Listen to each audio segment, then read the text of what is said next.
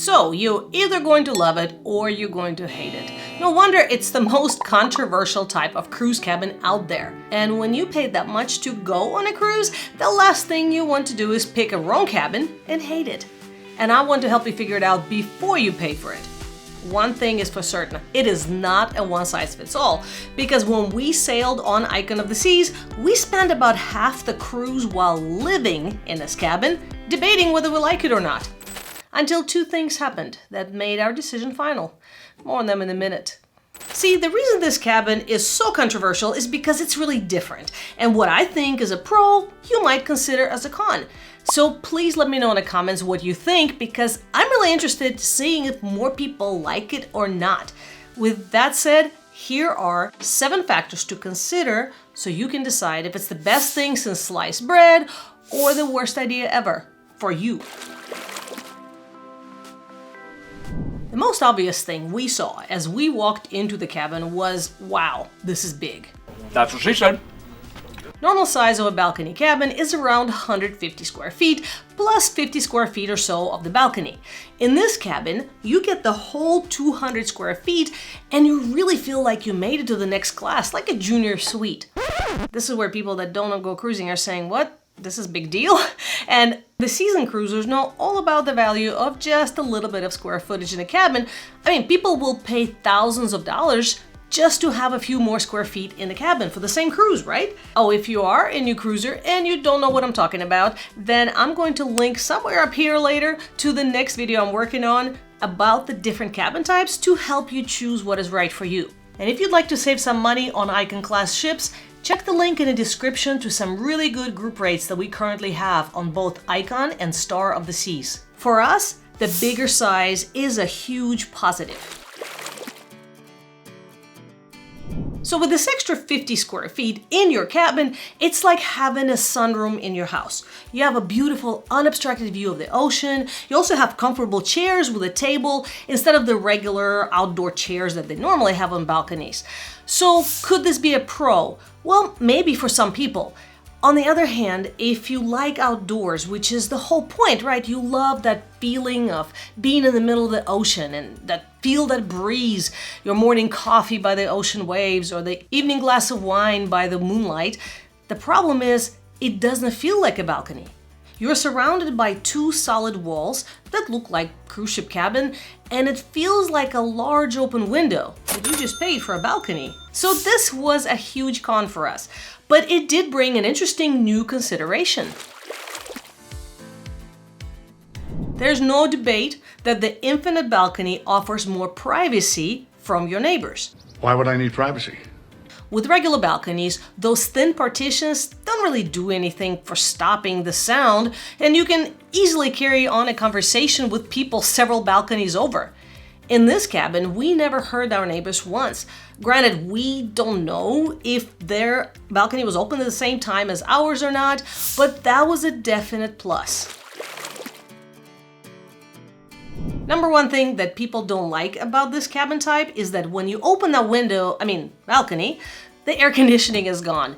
For the record, it takes about 2 hours to cool back down. So it's one thing to say this and another thing to live through this. So here are a couple scenarios. During the day, this is what we dealt with every time we opened the glass to the great outdoors.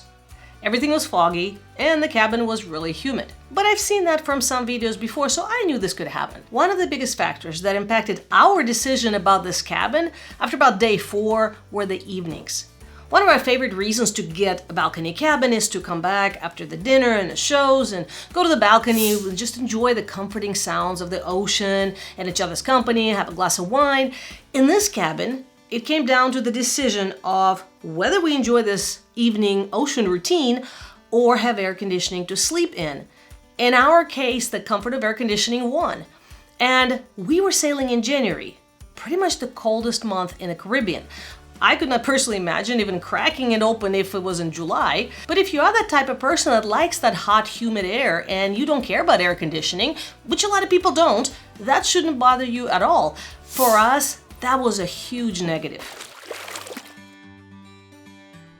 Weather would definitely play a big role in how this cabin works for you. The big positive is that you can just use the space regardless of the weather. So if it's raining, you probably wouldn't go to your balcony anyway. If it's too hot, you may not want to stay there too long. And what you have is a climate-controlled extension of your regular cabin. I would also think that this cabin would be great for cold climate cruises like Alaska or the Baltic Sea. On these cruises, it may be too cold to sit on a balcony anyway for too long. So this would give you a lot better views with the comfort of heat. Well, of course, Icon is too big to go to Alaska, but that's besides the point. But the negatives are, if the weather's not the best, you may not want to keep your balcony open for a chance for the carpet to get wet. And if it's not too good, Captain can actually control it and you can't open it at all. So for us, since we usually sail in the hot, humid Caribbean, it is a definite con. The next point is what made this cabin a no-go for us. And unless you're cruising solo, you definitely want to consider it. You have to agree with your cruise companion on the same thing every time. You can't just go out to the balcony and the other person stay in. So if I want to sit on the balcony and my husband wants to stay in, one of us gets their way. I win, you lose, I win, you lose, I win, you lose. If another person is sleeping, it's another whole issue. I usually wake up earlier in the morning and I like to see the sunrise. I can open the curtain slightly to let a little sun come in, and I can usually carefully slide the balcony door open to go to the balcony. In this room, if my husband is sleeping, I can't even roll up the shade without waking him up because it's so loud. Plus, the shade rolls up from the bottom, so unless you roll it all the way up, which means letting all the sunlight into the room, you can't see outside. On our cruise, I literally got down on my knees a few times, opened the curtain just a little bit, just to see outside to see what the weather was like. Now forget going out to the balcony. You'd have to roll the whole shade up and then lower the window, both of which are very loud. And that means I can't just go to the balcony for a couple of hours with my morning coffee because the whole room gets warm, my husband is not happy, and for us, that was a deal killer. But wait, there's more. If you're still undecided, there's another factor that might make a difference for you.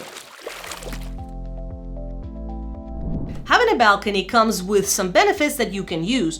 For example, one of the things that people regularly do is hang their wet swimsuits, towels, or even occasional laundry. The problem is, with this cabin type, you cannot just hang something on a balcony to dry because you're not going to sacrifice half a day of air conditioning to dry out your swimsuit. Plus, it wouldn't really be dry because there's not much breeze in the room like you have on the actual balcony. Some other quick examples are stepping out to put on sunblock, or if you like to keep sandy shoes and beach toys after a port trip on a balcony to not get sand on the carpet. So the practical use of a balcony is definitely missing in this cabin type, and that was another big con for us.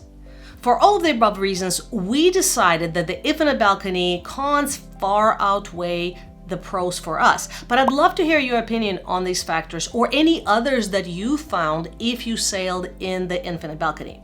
With that said, Icon of the Seas was a very different cruising experience, and you can see my review of the 9 best improvements on the ship right here, or 5 things we did not care for right here. By the way, if you like this video, give it a thumbs up and subscribe for more.